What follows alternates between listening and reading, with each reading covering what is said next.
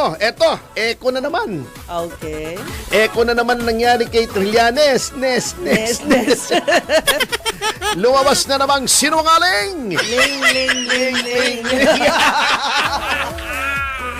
Sige nga, Tor. Nako. Ay, grabe. Kasi, di ba, last week yata yon. Opo. Sabi ni Trillanes, Nes. na meron daw bahay na napakalaki, mansyon. Ay, malaki sabi. Yay! Bastos! Hindi yung malaki. Meron daw mansyon! Mansion. Na malaki! Diba? Patayin. No, Patayin ng echo. Sorry po. Napakahalay natin. Hindi tayo maliligtas niyan, kapatid. Ay, hindi po. By the way, thank you sa pag-anunsyo kahapon, ha? Opo. Noong pagkilos or transparency ng mga kapatid. Anyway, sabi kasi ni Trillanes, si Senator Bongo daw ay may mansyon na malaki. Hindi ko na inulit, ha? Butchikik. Grabe. Sa Ayala, Alabang. Bang. Palakas ng echo ngayon. Ala. At sabi niya, meron daw ito daw ay umaabot sa ika-4 na palapag. Malaki. At may elevator. May elevator pa nga na worth 500 million pesos. Pero, ito, di sabi niya. Ito, alam mo naman si Trillanes, mahilig niyang magyabang ng ganyan. Di ba noon, meron daw bilyon-bilyong piso sa BPI. Opo. Si Pangulong Duterte.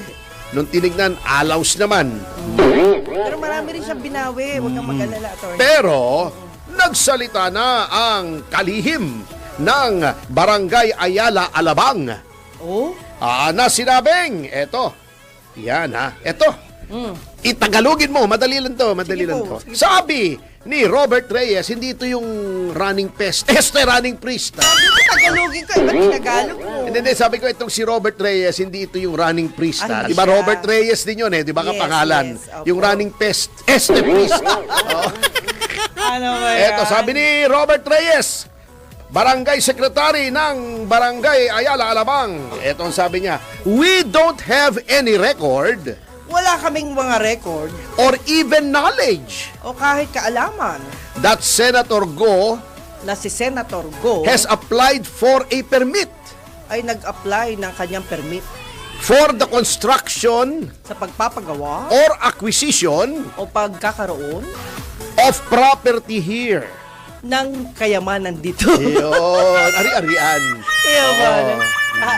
Yan. Ibig sabihin, walang pag-aari Si Senator si Senator Go sa Ayala, Alabang. pero may-ari siya. May-ari Walang siyempre. pag-aari. Oo. Ibig sabihin, meron siyang sarili sa Pero hindi sa Ayala, Hindi dyan Alabang. sa At hindi Ayala, yung Alabang. malaking, lalong-lalo nang hindi yung 4 stories na sinasabi ni Trillanes. Ay, diba? drawing yun, Senator. Sabi pa Trillanes. nitong kalihim, we will definitely know. Tagalogin mo. Malalaman namin agad yan kung totoo. If Senator Go Kung si Senator Go applied for any construction. o kung nag-apply ng any construction What's for sure na kung saan ay sigurado naman that Senator Go has no property here. na wala siyang ari-arian dito. Yon, so wala maliwanag yan Ikaw, winner, Sabi pa nitong opisyal ng barangay si Robert Reyes na sila daw ay mahigpit doon sa Ayala, Alabang dahil nga doon sa panahon na nauso na maraming nagre-renta doon na mga may kaugnayan sa Pogo na bawal na ngayon. Kaya mahigpit sila. At sabi nila, yan ay ni anino daw ni Senator Bongo ay hindi pumapasok doon sa Ayala, Alabang. Espiritu, hininga. Yan. Pero anino ni Trillanes pumapasok doon. Kasi siya nakakaalam. Kaya sabi nila, sa higpit namin, hindi maaaring makalusot Ayun. kahit gumamit ng ibang pangalan si Senator Go. Yan. Yan, wala na. Yan. At sabi nitong isang source sa Ayala Alabang Village Association, yung organisasyon ng mga naninirahan doon, Ay sa kanyang kaalaman. kahit kailan di namin nakita si Senator Go rito. Ang alam lang nila, sigurado sila, ay si Trililing. Hindi ako nagsasabi nito, ha. Ito ang sabi ng source, ha. Iko-quote ko. Ay, Tagalogin mo ulit. Madali lang Sige to. po. We haven't even seen Hindi namin nakikita Senator Go si Senator Go come in here. na pumunta rito.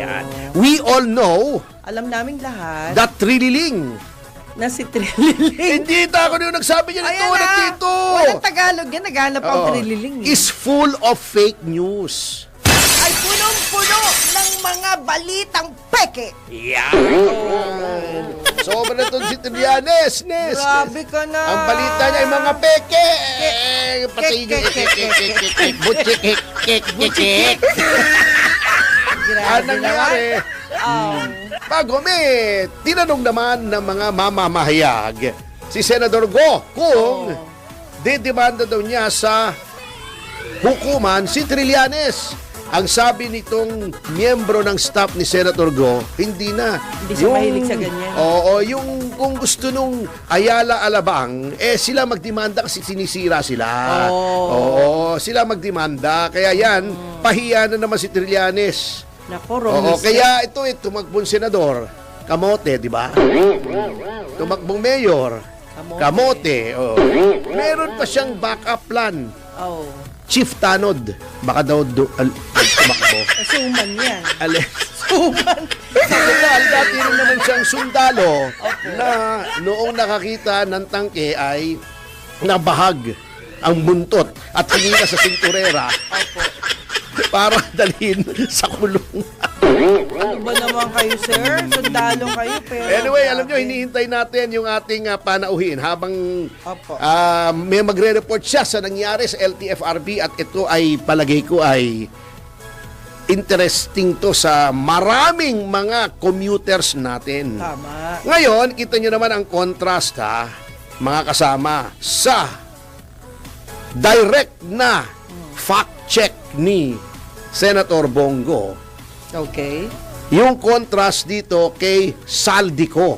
Magkatunog Goko, di ba? Goko. Di ba merong apelidong Goko, si Raul Goko, yung dating sa IBP. Opo. Iba pa yung Raul Rocco, iba pa pa yung Raul Goko. Iba pa yung Gokong Way. Di ba? Gokong Way, iba 'yon, iba 'yon. Mahaba na yun, sir. Oo, Gokong Way. Di ba sinasabi nila yung style daw nung mga yon, it's not the Filipino way, it's not the Chinese way, it's the Gokong way. Ayun. Anyway, anyway, tuloy. Anyway, sige na nga. Ito naman na kita nyo in contrast doon sa tahasang pagpa-fact check na Opo. napabulaanan yung sinasabi ni Trillanes. Ito namang si Saldico, malabo pa rin ang kanyang mga paliwanag tungkol sa mga akusasyon laban sa kanya. Di ba? Unang-una, tahimik na tahimik sila. Opo. Then biglang-bigla na lang, jaran! Lumabas yung isang abogado niya, si Attorney Rui Rondain, at biglang nag-press conference. Pero pagkatapos ng press conference, parang mas marami pang lumitaw na katanungan kaysa sa nasagot. Ayun na. Di ba? Unang-una, sabi nung abogado niya, gusto daw sana ni Saldico na siya ay mismong nandoon sa press conference upang sagutin ang mga katanungan. Okay. Ngunit, okay. Meron daw mga banta sa kanyang buhay. Oh. Ang aking katanungan dyan, hindi naman siya kailangang lumitaw. Kung talagang may banta. I mean, I can appreciate that actually kasi nangyari din yan sa isang kliyente ko. Ngunit yung aking kliyente, bagamat hindi siya makabalik at may banta sa kanyang buhay, ay lumilitaw siya sa mga press conferences niya. Yes. Via Zoom. Ay, pwede via naman. video teleconferencing at siya ay tumatanggap ng mga tanong at sinasagot niya ng direkta. Ayun ang maganda. Diba? Bakit si Saldico nagpa-press ko na rin lang? Wala pang nasagot na tanong.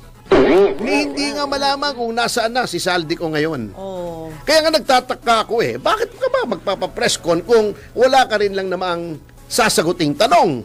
Absent diba? siya nung araw na yun. Wala nga siya. Diba? Tinanong. Opo. Nasaan yung kliyente mo? Sabi ni Atty. Rondain, malay ko. Ala. Talaga? Oo. it's So, ang a lawyer. nais lang daw mangyari, kaya magpa-press conference, ay, ito yung quotation, to realign and redirect the narrative so we can level the playing field again. Hindi ko naintindihan kung anong ibig sabihin noon. Ano bang naratiba? Gusto nilang i-realign ang narrative. Ayusin. Ano ang narrative? Wala namang sinabi. Sana sinabi nila, ang narrative ng media may mga narrative na siya ay nagtatago kasi ayaw siyang pabalikin ni Martin Romualdez. May mga ganong espekulasyon. Meron naman nagsasabing natatakot siyang ituro si Martin Romualdez. May mga ganon wala naman siyang sinabi kung ano roon sa spekulasyon, kung may tama doon sa spekulasyon na yon, sa mga haka-haka na yon o hindi. Ano yung narrative? Ano na? Ano na? Wala! Wala Nag-press con lang. Kamote. Di ba? Wala naman sinabing, alam niyo po, hindi na maganda yung narrative ng press. Ito po ang tunay na storya. Wala namang sinabing tunay na storya.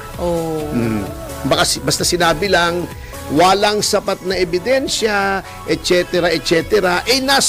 Nasaan ang contrary evidence? Di ba? Kung ikaw ay i-charge sa, let's say, sa preliminary investigation, alam naman natin na kung wala kang counter affidavit, ang i-consider lamang nung investigating officer, let's say, ombudsman, yung ebidensya laban sa'yo. If uncontroverted, that evidence will stand. Di ba? Ngayon, yung sinasabi nilang walang ebidensya, meron nga kaming demanda sa ombudsman against Saldico na may insertions. Yung sinasabi niyang how much ang damage sa gobyerno nandoon sa aming complaint affidavit. Anong manner by which the crime was committed andun sa aming affidavit. Nandoon na sa ombudsman noon pa, di ba? Nandoon na yung crime. Yung sinasabi niyang general allegation, yung corruption, hindi. In-specify po namin doon sa aming complaint affidavit, yung kasama ko sina Speaker Alvarez, sina Jimmy Bondoc, di ba? Yung Citizens Crime Watch, Jigs Magpantay, andun po nandoon na ang akusasyon. Matagal na actually yung accusation. Bago pa nawala si Saldico. Di ba? Ngayon, na-hold yung investigation dahil meron daw sa Supreme Court. Fine. Pero, even then, hindi pa rin nasasagot ni Saldico. Ngayon, alam ko na mayroong constitutional provision, you do not have to say anything. Yes. Di ba? Oo. A conventi probatio qui decit non qui negat. The burden of proof is on him who alleges, not on him who denies. Pero kung may ebidensya na kami, ayan na, at nag-mount na yung evidence, nakikita nyo naman may mga bakante, may mga blanks at ininsertan, at hindi lang kami nagsasabi, lumabas na si Congressman Ungab, lumabas na si Toby Tiangco, di ba? May sinasabi ng small committee na talagang may insertion. Anong sagot mo dyan? Pwede ka namang hindi sumagot. Pero, siyempre, kung wala kang sagot, walang evidence in your favor. So ako nagkakamot ako ng ulo kahapon kung bakit nag-press conference pa. Wala rin naman palang sasagutin, kundi sinasabing hindi kanya yung eroplano, etc., etc.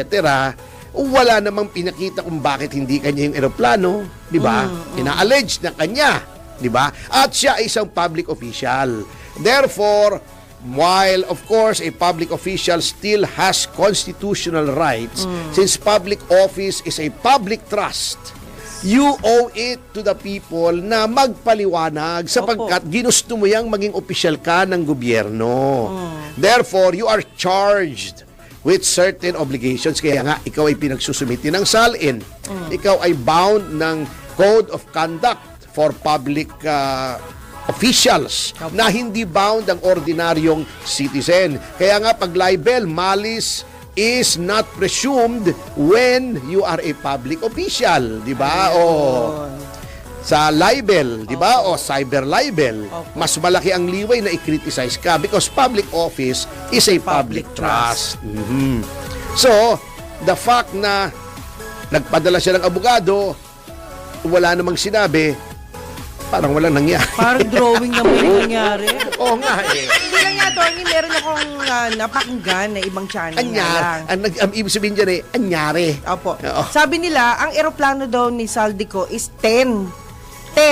Nung nagkaroon daw ng investigasyon, naging 7 na lang hanggang sa palit ng palit. Nagagalit na sila. Ang bagal daw na investigasyon ng ICI. So lumiit na lumiit yung... Lumiit na lumiit yung eroplano. Magiging saranggola na lang yan pag nagtagal. Hindi, 10 piraso nga daw po eh. Magiging 10 pirasong saranggola. Tay. Hindi lang, pero hindi basta saranggola. Saranggola ni Pepe. Ayan. Oh, yan. Oo. Pero teka, wala pa ba yung tanauhin natin? Ayan. Si Kaobet? Okay. Pero attorney, habang hinintay natin, gusto ko lang matanong sa inyo, what if tapos na yung term nila? Anong mangyari sa kaso na yan? Hindi. Ano Tuloy-tuloy pa ba yan? Ongoing pa yun. Kasi na-commit na yon when they were public officials. Kahit wala na sila, tuloy-tuloy pa rin yan. Okay. Parang yung nangyari kay Pangulong Aquino, di ba, dinimanda namin. May demanda naman, kaya lang walang kwenta yung demanda. Why? Pero it happened kasi kanya yung ombudsman, yan ang sinasabi kong mahirap. Eh yun, dating hurado na yun, ha? Dating justice na yun. Kaya sabi sa'yo, mahirap, yung dapat ang pinipiling ombudsman, yung impartial. Yung walang kampi-kampi. Oo, yung walang kampi-kampi. Bakit yun ba? ang sinasabi ko. Opo. So, yun ang nangyayari. So, kita nyo naman ang contrast between si Senator Go at si Congressman Saldi. Ngayon, ang isa pang kengkoy dyan, hanggang ngayon, hindi pa rin natin nalaman kung anong pinag-usapan. Ayun. Kay Martin Romualdez, yung ICI, yun ang mabigat. Ang mabigat pa rin isa dyan, alam mo, naglalabasan na yung mga issue na yan, ano? Opo. Etong si Anjo Iliana, di ba? Tinatanong mo sa akin, ano ba yun? Oo, ewan ko kung ano nangyari rito, pero may sinasabi. Eto naman, yung iba kasi, sinasabi nila, bakit pa naman marami palang parang sekreto chismis? yan. Oo, bakit personal na buhay? Alam niyo po, personal na buhay, kung ikaw ay pribadong tao, wala tayong pakialam kung ikaw ay may girlfriend, may boyfriend. Kung lalaki ka, may boyfriend ka. Kung babae ka, may girlfriend ka. Wala na po kami, labas na yan. Labas na kami dyan. Pero, diba? Pero kung ikaw ay public official, yung certain aspects of your private life attain public interest. Bakit? Kasi hindi mo malaman eh. Baka nagagamit yung public funds kung ikaw ay may girlfriend. Baka yun ang pinantutustos mo. Baka itong girlfriend na to ay nakaka-impluwensya ng public policy. Nangyayari po yan. O, di ba? Pwede. At eto pa nga, mabigat eh, oh. Parang share pa daw sila ni Vic Soto. Sabi ni Anjo Iliana, ha? Hindi natin sinasabing totoo ito. Ngunit, paulit-ulit kasi. oo nga eh, oo. Pero, hindi tahasang itinatanggi ni Senate President Tito Soto. Di ba? Kung hindi naman totoo eh. Di ba? Ano ba naman sabihin mo? Ba? Anong girlfriend? Wala! Wala akong girlfriend. Patunayan mo yan sinasabi mo. Ang sabi niya, I will not dignify that. Oh, hindi. Hindi ko papansinin yan. Bakit? Paano kung lumabas bigla yun? Paano lang? Hindi ko sinasabing may ilalabas, ha? O, di ba? Bakit ganun? Akala ko ba transparency? Di ba? O, bakit sinasabing I will not dignify? O, di ba? Di ba? Dapat no comment na lang. Hindi ka dapat, kung no comment, may teka mo, pwede naman, pero anong isipin ng mga tao? Ba't ayaw mong i-deny kung walang katotohanan? Deny mo. Diba? Wala. wala akong girlfriend. Oo. Sino? Ilabas mo. Sige, I dare you. Oo, di ba? Ganun yun. Anyway, tayo po ay magpapatuloy sa ating pag-aaral sa pagbabalik ng Yes, Yes, Yo, Topacio. Pagkatapos sa mga commercial information at victorious, patapos sa mga